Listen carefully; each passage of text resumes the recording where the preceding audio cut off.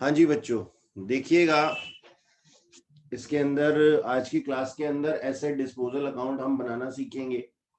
ठीक है, हमारे पास बेसिकली डेप्रीसिएशन को रिकॉर्ड करने के 3 तरीके होते हैं। ठीक है जी, डेप्रीसिएशन को हम 3 तरीकों से, मैं मेथड्स की बात नहीं कर रहा हूं, वो तो आप सीख चुके हैं। ठीक है, 3 तरीकों से हम रिकॉर्ड करते हैं। फर्स्ट टाइप में हमारे पास में क्या होता है कि हम बनाते हैं प्लांट एंड मशीनरी अकाउंट, और उसी के अंदर हम इसकी परचेज, हम इसका डेप्रीसिएशन और हम इसकी सेल और इसका प्रॉफिट और लॉस ऑन सेल दिखाते हैं। यानी कि एक ही अकाउंट के अंदर हम सब कुछ करते हैं। ठीक है सर। दूसरा टाइप होता है हमारे पास में, हम बनाते हैं अपने पास 2 अकाउंट। एक हम बनाते हैं प्लांट एंड मशीनरी अकाउंट और एक हम बनाते हैं प्रोविजन फॉर डेप्रीसिएशन अकाउंट। ठीक है, प्रोविजन फॉर डेप्रीसिएशन अकाउंट के अंदर हम शो करते हैं इसका डेप्रीसिएशन, और प्लांट एंड मशीनरी अकाउंट के अंदर हम शो करते हैं इसका परचेज, इसका सेल और इसका प्रॉफिट और लॉस ऑन सेल। ठीक है जी, ये चीजें हम दिखाते हैं। ओके, अच्छा, फिर तीसरा टाइप है हमारे पास में, तीसरा टाइप है हमारे पास में कि हम एक बनाते हैं plant and machinery account,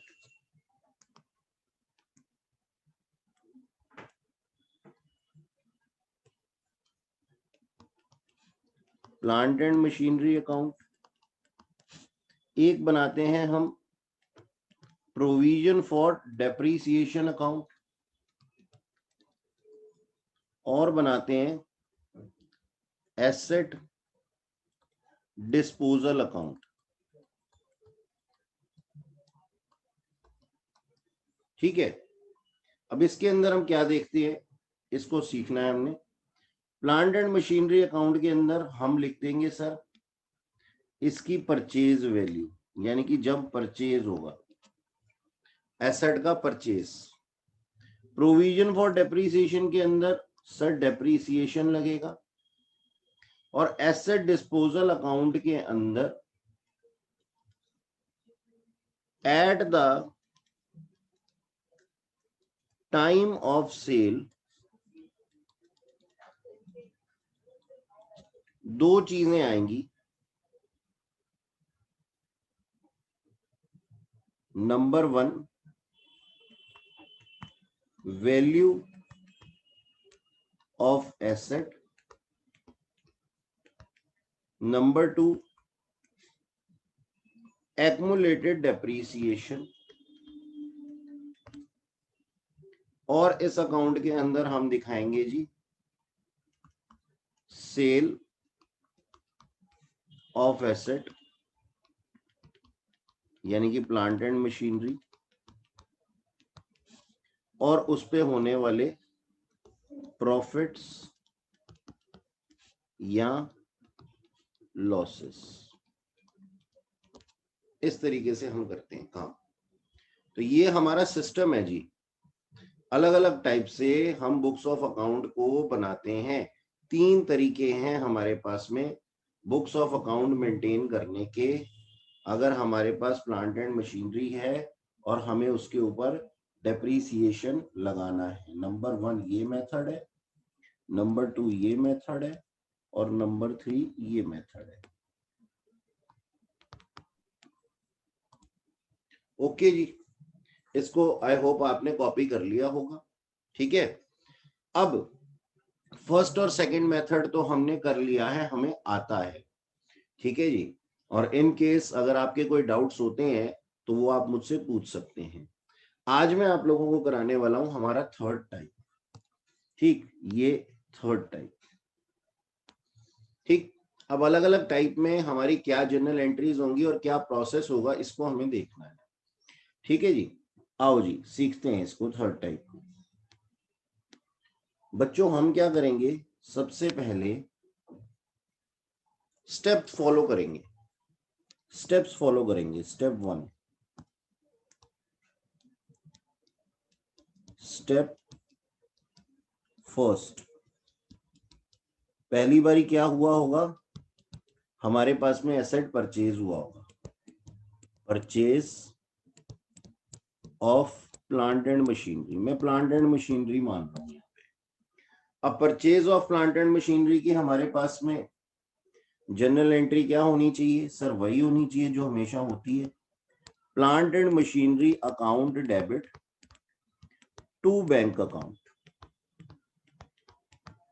simple, plant and machinery asset है और बैंक भी एसेट है। एक एसेट जब बढ़ जाता है तो डेबिट हो जाता है और जो एसेट घट जाता है वो क्रेडिट हो जाता है। सिंपल।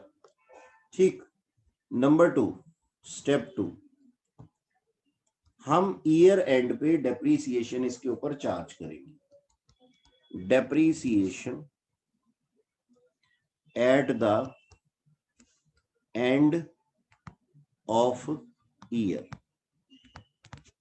तो अब इसकी एंट्री क्या होगी, depreciation account debit to provision for depreciation account. यानी कि हमने क्या किया, हमने ये किया कि हमने डेप्रीसिएशन लगाया लेकिन सीधा प्लांट एंड मशीनरी के ऊपर नहीं लगाया, हमने उसके लिए गुल्लक बना ली जिसका कि नाम हमने क्या रख दिया, प्रोविजन फॉर डेप्रीसिएशन अकाउंट। एक प्रोविजन क्रिएट कर दिया। अब डेप्रीसिएशन अपने आप में खर्चा है, खर्चा बढ़ता है तो क्या होता है, डेबिट। और प्रोविजन फॉर डेप्रीसिएशन क्या है सर, लाइबिलिटी है, लाइबिलिटी बढ़ती है तो वो क्या होती है, क्रेडिट होती है। ठीक है, नेक्स्ट स्टेप हमारा स्टेप नंबर 3, हमारे पास में डेप्रीसिएशन इकट्ठा होता रहेगा और एक दिन आ जाएगा डेट ऑफ सेल। ठीक है, डेट ऑफ सेल।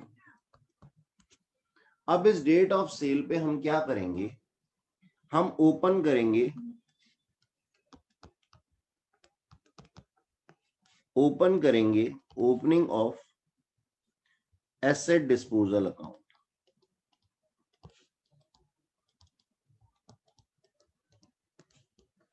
यानी कि plant and machinery disposal account. ठीक है, एक टी फॉर्म अकाउंट बना लेंगे हम और इसके अंदर हम फर्दर 2 स्टेप करेंगे। ए, ट्रांसफर ऑफ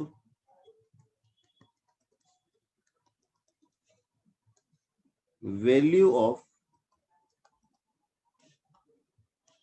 एसेट जिसको कि हमने बेचना है, टू बी सेल।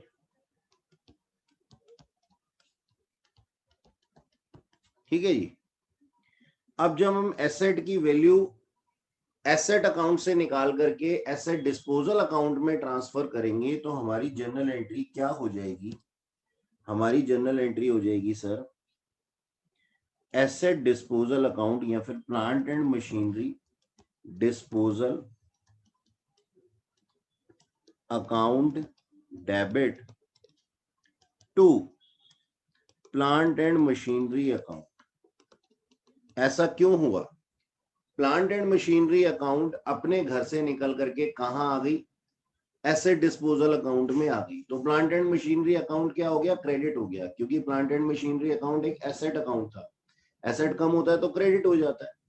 और ट्रांसफर कहाँ हुआ है, डेबिट साइड पे हो गया है एसेट डिस्पोजल अकाउंट की। तो एक क्रेडिट हुआ तो दूसरा क्या हो जाएगा सर, डेबिट हो जाएगा। ठीक, अच्छा ये तो हो गया हमारा थर्ड स्टेप का एक पार्ट। बी पार्ट देखो बच्चों, साइमल्टेनियसली हम क्या करेंगे, transfer of value of accumulated depreciation from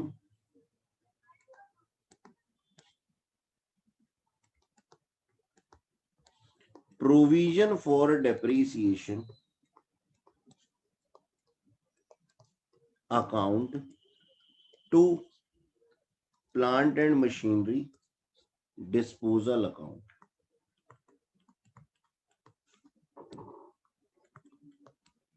ठीक है, तो इस टाइम पे इसकी एंट्री क्या होगी, इस टाइम पे इसकी एंट्री होगी sir provision for depreciation account debit to plant and machinery disposal account. ऐसी एंट्री क्यों हुई, प्रोविजन फॉर डेप्रिसिएशन अकाउंट एक लाइबिलिटी है ना, प्रोविजन क्या है, लाइबिलिटी है, और लाइबिलिटी अपना घर छोड़ के दूसरे के घर में जा रही है, तो हमारा ये अकाउंट क्या हो जाएगा, कम हो जाएगा। लाइबिलिटी कम होती है तो क्या, डेबिट हो जाती है। और इसके अपोजिट एसेट डिस्पोजल अकाउंट क्या हो जाएगा सर, क्रेडिट हो जाएगा। ठीक है सर, ये थे स्टेप 3 के ए और बी पार्ट। ठीक, अब इसी स्टेप 3 के अंदर एसेट डिस्पोजल अकाउंट के अंदर सेल होगी, सेल होगी, sale of plant and machine. तो इसकी जर्नल एंट्री क्या होगी, ये भी देखो, asset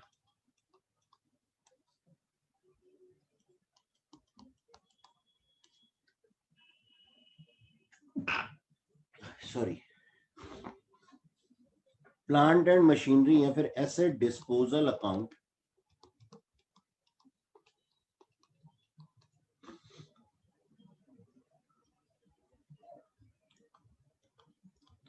bank account debit to asset disposal account. ऐसी एंट्री क्यों हुई, ऐसी एंट्री इस वजह से हुई कि हम जब सेल करते हैं तो हम क्या जनरल एंट्री बनाते हैं, जब हम सेल करते हैं तो हम क्या जनरल एंट्री बनाते हैं एसेट की, जब हम सेल करते हैं sir bank account debit to plant and machinery account. लेकिन प्लांट एंड मशीनरी कहाँ ट्रांसफर हो चुकी है सर, वो तो एसेट डिस्पोजल अकाउंट में ट्रांसफर हो चुकी है। तो अब की बारी हम प्लांट एंड मशीनरी अकाउंट को क्रेडिट ना करके एसेट डिस्पोजल अकाउंट को क्रेडिट करेंगे।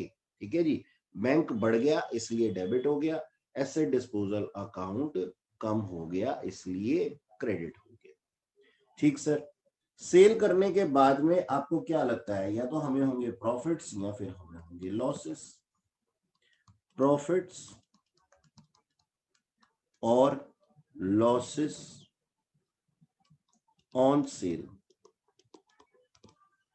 अब इसको भी समझ लो, अगर सर हमारे पास में हुए प्रॉफिट्स तो ये कहां चार्ज होते हैं, प्रॉफिट एंड लॉस अकाउंट में। ठीक है जी, तो हमारी एंट्री क्या बन जाएगी, हमारी एंट्री बन जाएगी plant and machinery disposal account debit to profit and loss account. Sir profit and loss account credit इस वजह से हुआ क्योंकि ये हमारी इनकम थी, इनकम क्या होती है, अगर बढ़ जाती है तो क्रेडिट हो जाती है। ठीक है, इसलिए profit and loss account credit हुआ। दूसरा, asset plant and machinery disposal account debit क्यों हुआ, क्योंकि हमारे प्लांट एंड मशीनरी की वैल्यू रीवैल्यूएशन के अंदर प्रॉफिट्स के अंदर मानी गई, यानी कि इंक्रीमेंट हुई। ठीक है, इसलिए plant and machinery disposal account debit हो गया। यहाँ पे हम जब फर्स्ट सिस्टम के अंदर लिखते थे तो क्या एंट्री लिखते थे, plant and machinery account debit to profit and loss account. लेकिन प्लांट एंड मशीनरी तो कहाँ पे जा चुका है, plant and machinery disposal account में जा चुका है। तो अब की बारी प्लांट एंड मशीनरी की जगह पे क्या आएगा, plant and machinery disposal account. Okay sir, अगर हमारे पास में लॉस हुआ होता है तो लॉसेस के केस में हमारे पास में क्या जनरल एंट्री आएगी, रिवर्स एंट्री आ जाएगी इसकी, profit and loss account debit to plant and machinery disposal account. ठीक है जी, plant and machinery disposal account. ठीक, रिवर्स एंट्री क्यों हुई, क्योंकि सर अब प्रॉफिट की जगह लॉसेस हुए थे, लॉसेस कहां जाएंगे सर, वो भी प्रॉफिट एंड लॉस अकाउंट में जाएंगे। लॉसेस या एक्सपेंसेस जब बढ़ते हैं तो डेबिट हो जाता है, इसलिए प्रॉफिट एंड लॉस अकाउंट क्या हो गया सर, डेबिट हो गया हमारा। ठीक है जी, और इससे एसेट की वैल्यू कम हो गई, और एसेट कहाँ था, plant and machinery disposal account में। ठीक है, तो ये हमारा पूरा का पूरा सिस्टम है, ये जिसको कि मैंने 3 स्टेप्स के अंदर बांटा है। ठीक है, पहले 2 स्टेप तो आपके सिस्टम 1 और 2 के हिसाब से ही है, सिस्टम 2 के हिसाब से ही है। स्टेप नंबर 3 के अंदर थोड़ी सी वेरिएशंस हैं, ये आप लोगों को मेरे ख्याल में समझ में आ गई होंगी, और इनकेस नहीं समझ में आई है तो पूछ लीजिए। ठीक है जी, यहाँ बेसिकली होता क्या है, अब मैं इसकी पिक्चराइजेशन करके अगर आपको दिखाऊं तो यहाँ बेसिकली होता क्या है बच्चों, एक होता है हमारा plant and machinery account. System क्या कहते थे, पहले सिस्टम सबसे पहला सिस्टम क्या कहता था, इसी अकाउंट के अंदर खिचड़ी बनाओ सारी की सारी, इसी के अंदर परचेज दिखाओ, इसी के अंदर सेल दिखाओ, इसी के अंदर डेप्रीसिएशन लगाओ, इसी के अंदर प्रॉफिट या लॉस भी दिखाओ, तो खिचड़ी पक जाती थी। ठीक है, हमने दूसरा ऑल्टरनेट निकाला, हमने दूसरा ऑल्टरनेट क्या निकाला कि sir plant and machinery account बना दो एक सिस्टम के अंदर, इसके अंदर क्या करो, इसके अंदर सर आप परचेज दिखा दो, इसके अंदर आप सेल दिखा दो, इसके अंदर आप प्रॉफिट या फिर लॉसेस दिखा दो, और अगर आपको दिखाना है डेप्रीसिएशन तो आप इसको दिखा दो कहां पे, एक्युमुलेटेड डेप्रीसिएशन अकाउंट के अंदर, या फिर प्रोविजन फॉर डेप्रीसिएशन अकाउंट भी कहते हैं इसको। तो यहाँ पे डेप्रीसिएशन आता था। अब सिस्टम नंबर 3 क्या कहता है, मतलब देखो सिस्टम नंबर 2 जो है वो सिस्टम नंबर 1 से फार बेटर था, क्योंकि अब 2 अकाउंट मेंटेन कर रहे थे हम अलग अलग कामों के लिए। सिस्टम 3 कहता है देखो जी एक काम करो, अभी भी खिचड़ी पकी हुई है, प्लांट एंड मशीनरी अकाउंट के ऊपर अभी भी भार ज्यादा है, तो आप क्या कर लो सर, 3 सेपरेट अकाउंट बना लो, 3 सेपरेट अकाउंट बना लो। पहला account plant and machinery account बना लो, दूसरा प्रोविजन फॉर डेप्रीसिएशन बना लो, ठीक है जी, और तीसरा जिस दिन कोई एसेट सेल करना हो ना प्लांट एंड मशीनरी के अंदर आप दिखा दो जी परचेज, इसके अंदर दिखा दो जी डेप्रीसिएशन। ठीक, जिस दिन एसेट सेल करना हो ना आप क्या करो, प्लांट एंड मशीनरी अकाउंट से प्लांट एंड मशीनरी की वैल्यू इस अकाउंट में ट्रांसफर कर दो। ठीक है जी, transfer the value of plant and machinery. ठीक है, इसका नाम क्या है जी, plant and machinery disposal account. ठीक है, एक तो ये ट्रांसफर कर दो, और जो डेप्रीसिएशन की वैल्यू है वो भी ट्रांसफर कर दो। ठीक है, यानी कि ये एक कोर्ट है, और यहाँ पे दोनों लोगों को जिसके अगेंस्ट हमारे पास में अमाउंट आ रहे हैं, जो बिक रहा है एसेट, उससे दोनों पार्टीज के वेयर अबाउट्स मांग लिए जाते हैं, यानी कि उस एसेट की वैल्यू जो बिक रहा है और उस एसेट के ऊपर लगा हुआ डेप्रिसिएशन जो आज तक इकट्ठा हो चुका है वो इस अकाउंट में मंगा लिया जाता है। इसके बाद यहाँ पे कर दी जाती है सर सेल और उसके ऊपर निकाले जाते हैं प्रॉफिट्स और लॉसेस। सिंपल। तो आप देख सकते हैं कि हमारे पास में फर्स्ट सिस्टम थोड़ा सा कमी पेशी वाला था, यहाँ पे गलतियों की संभावना ज्यादा थी। सेकंड सिस्टम उससे बेटर हुआ, थर्ड सिस्टम सबसे ज्यादा बेटर है, लेकिन इसकी लिमिटेशंस है कि यहाँ पे हमारे को बहुत सारी जनरल एंट्रीज अलग अलग अकाउंट्स में करनी पड़ती है, हमारी जो क्या नाम है कॉस्ट होती है वो भी इंक्रीज हो जाती है, मैनेजमेंट के लिए सिरदर्दी हो जाती है अलग अलग अकाउंट्स को देखने की, या फिर अकाउंटेंट जो होता है उसको बहुत सारे अकाउंट्स मेंटेन करने पड़ते हैं। तो हर चीज के प्लस और माइनस दोनों पॉइंट्स होते हैं। ठीक है जी, ओके सर। अब ये हमारी जनरल एंट्रीज थी जो कि मैंने आप लोगों को समझाई डेबिट और क्रेडिट के रूल्स के हिसाब से। अब करते हैं बेटा एक क्वेश्चन, उससे आपको क्या होगा ये पक्का हो जाएगा बिल्कुल। देखिएगा यहाँ क्या लिखा हुआ है, mister x purchase plant and machinery worth ₹2 lakh and depreciated at the rate 10% by SLM, ठीक है, and paid 25 on its repair. On 1st October 2017 यानी करीब 2.5 साल बाद he sold it for $50,000. Maintain plant and machinery account, provision for depreciation account and asset disposal account. ठीक है sir, हम बना लेते हैं सबसे पहले प्लांट एंड मशीनरी अकाउंट और डेप्रीसिएशन अकाउंट, फिर हमें जैसी जरूरत पड़ेगी वैसा हम काम करते जाएंगे।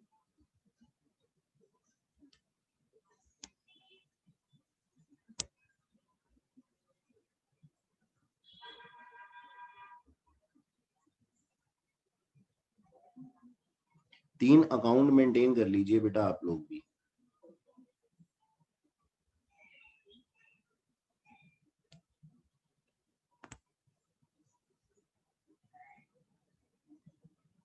इसमें हम कॉलम्स बना लेंगे डेट, पर्टिकुलर और अमाउंट के।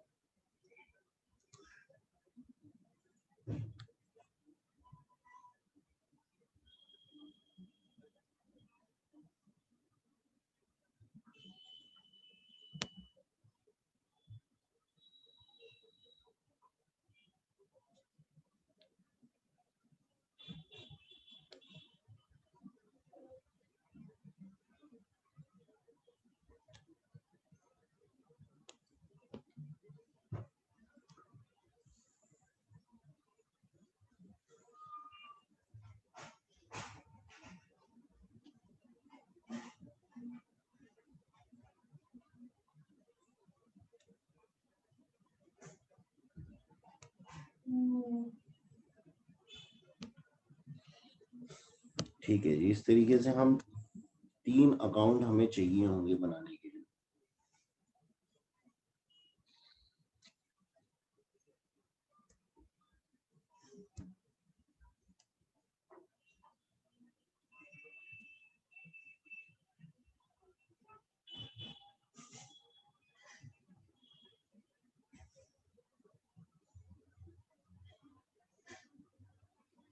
ये है हमारा प्लांट एंड मशीनरी अकाउंट।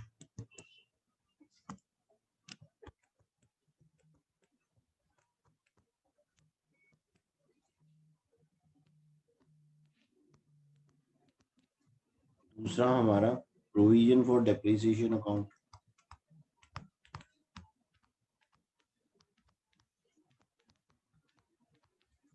और तीसरा एसेट डिस्पोजल अकाउंट, जब जरूरत पड़ेगी तब हम करेंगे। सबसे पहले हम एसेट परचेज करेंगे, हमारे पास में एंट्री क्या बन जाएगी, यहाँ पे ये डेट, यहाँ पे पर्टिकुलर्स और अमाउंट, डेट, पर्टिकुलर्स और अमाउंट। अकाउंट लिख दिया मैंने गलती से, amount.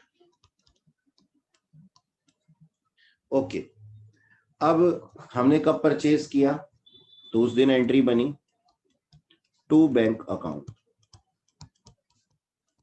Plant and machinery account हम बना रहे हैं। 1/4/2015 को हमने $2 लाख के लिए एक प्लांट एंड मशीनरी परचेज की। सिंपल। अब 31 मार्च आएगा, 31 मार्च 2016। 31 मार्च 2016 को प्रोविजन फॉर डेप्रीसिएशन अकाउंट में हमने एंट्री बना दी, बाय डेप्रीसिएशन अकाउंट। जो जनरल एंट्रीज मैंने आपको सिखाई थी, क्या बोला था मैंने? Depreciation account debit to provision for depreciation account. मैंने इसके ऊपर 10% डेप्रीसिएशन लगा दिया सर, $20,000 के हिसाब से। डेट, ये पर्टिकुलर्स, ये अमाउंट, डेट, पर्टिकुलर्स और अमाउंट। क्या ईयर एंड की डेट होगी ये? हाँ सर, 31 मार्च 2016। अब हमारा ईयर एंड हो चुका है, हम इसकी बैलेंस सीडी कर देंगे। टू बैलेंस सीडी कितना सर? आज तक का डेप्रीसिएशन था हमारे पास में $20,000, ठीक। और हमारी डेट क्या थी? 31 मार्च 2016। और ये हमारा अकाउंट क्लोज। जब हमारा अकाउंट ओपन हुआ अगले साल 1/4/2016 को, तो हमारा बैलेंस बीडी यानी कि एक्युमुलेटेड बैलेंस उसमें कितना था सर? $20,000। आओ प्लांट एंड मशीनरी अकाउंट के भी वेयर अबाउट ले लें। इसकी वैल्यू में कोई चेंज नहीं आया, तो 31 मार्च 2016 को हमने इसको भी बैलेंस कर दिया बाय बैलेंस सीडी के नाम से। बैलेंसिंग फिगर इसके अंदर डाल दी, 2 लाख रुपीस। तो आपने देखा इस अकाउंट के अंदर कोई चेंज नहीं आया। आपसे कोई 1 मार्कर में अगर पूछ लेता है कि जब हम प्रोविजन फॉर डेप्रीसिएशन अकाउंट बनाते हैं तो हमारी एसेट की वैल्यू में कोई चेंज आता है, तो आप स्ट्रेट अवे कह सकते हैं नहीं, क्योंकि डेप्रीसिएशन कहाँ लग रहा होता है बच्चों? वो एक्युमुलेटेड डेप्रीसिएशन अकाउंट में लग रहा होता है। तो 1/4/2016 को बैलेंस बीडी कितना था सर? 2 लाख रुपीस, 2 लाख रुपए। ओके जी। अब फिर से ईयर एंड आएगा और ईयर एंड पे लगेगा डेप्रीसिएशन। वो किस अकाउंट में लगेगा? प्रोविजन फॉर डेप्रीसिएशन अकाउंट में। ईयर एंड पे डेट क्या होगी? 31 मार्च 2017। ठीक है जी। आइए एक बार दोबारा पढ़ लेते हैं कि इसने कब सेल किया था। इसने 1 अक्टूबर 2017 में किया, तो अभी 31 मार्च ही आया है। हमने डेप्रीसिएशन लगा दिया बाय डेप्रीसिएशन अकाउंट।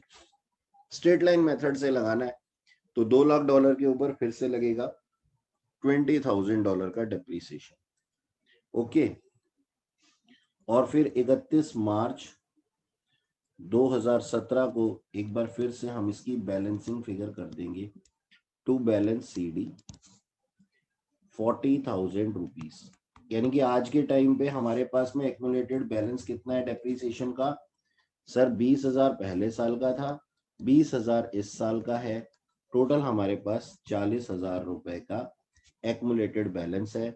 और जैसे ही 1 अप्रैल 2017 आएगा, हमारे पास में ये रेडी मिलेगा बाय बैलेंस बीडी 40,000 रुपीस। अच्छा जी, उधर प्लांट एंड मशीनरी के बारे में देख लेते हैं।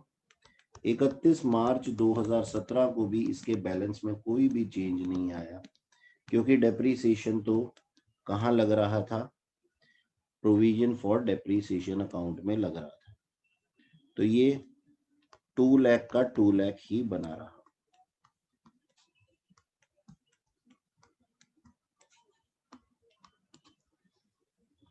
एक 4/2017 को इसकी वैल्यू थी सर 2 लाख रुपए। अच्छा जी।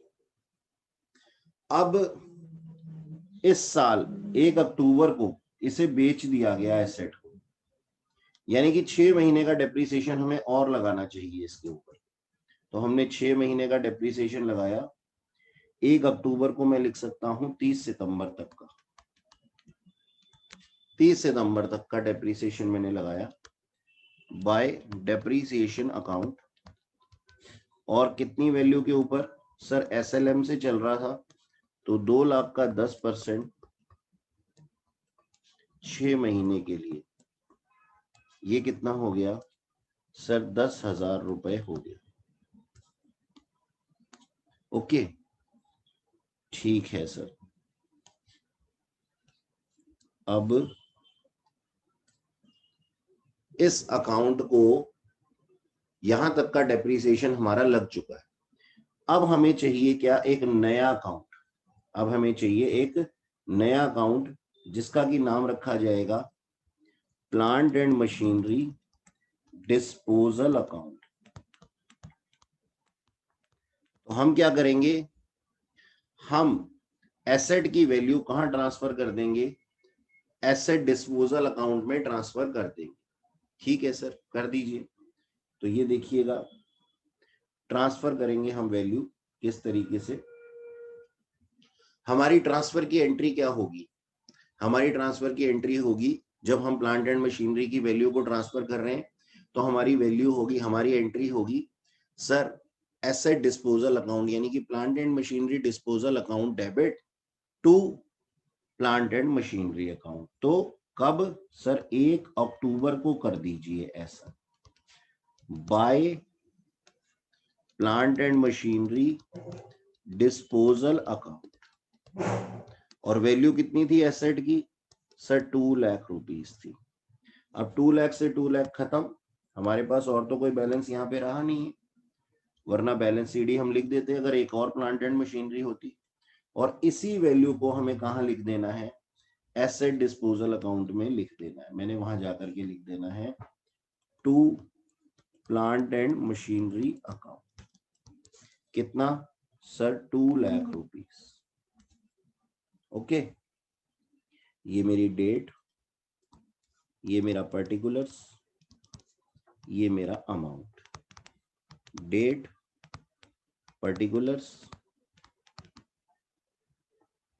और अमाउंट। डेट क्या थी सर? 1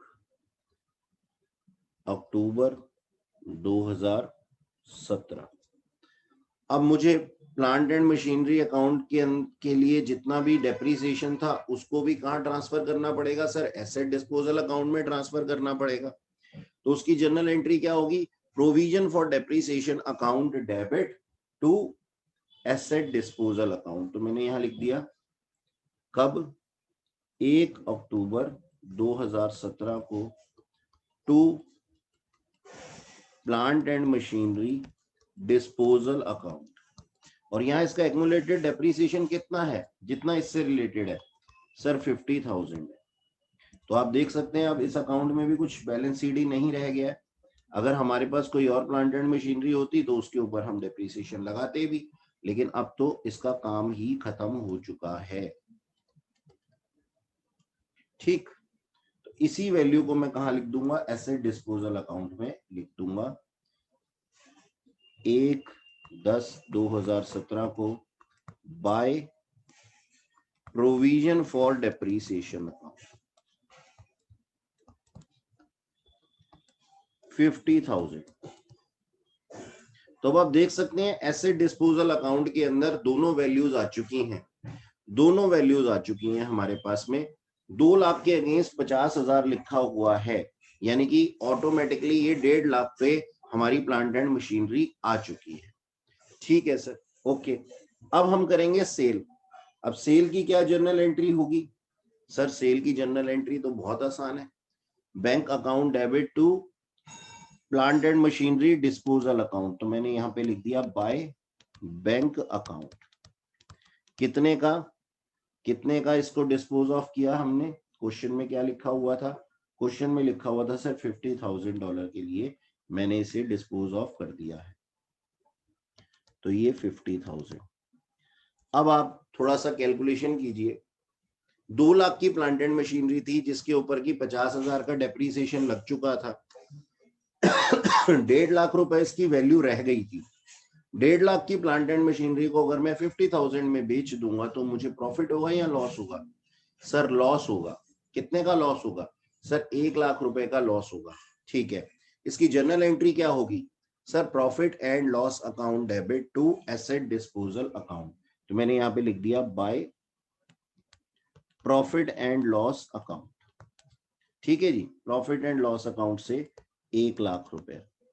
अब हमारा ये अकाउंट है ना यहीं पे क्लोज हो जाता है और आप देखते हैं कि दोनों साइड ये इक्वल आ जाता है, 2 लाख रुपए। इस अकाउंट के अंदर कोई बैलेंस सीडी नहीं बचता है। अगर आपका बैलेंस सीडी बच रहा है तो इसका मतलब आपने कोई ना कोई गलती यहाँ पे कर दी है। ठीक है बच्चों, तो ये था, इस तरीके से हमारा क्वेश्चन हो रहा था। ओके।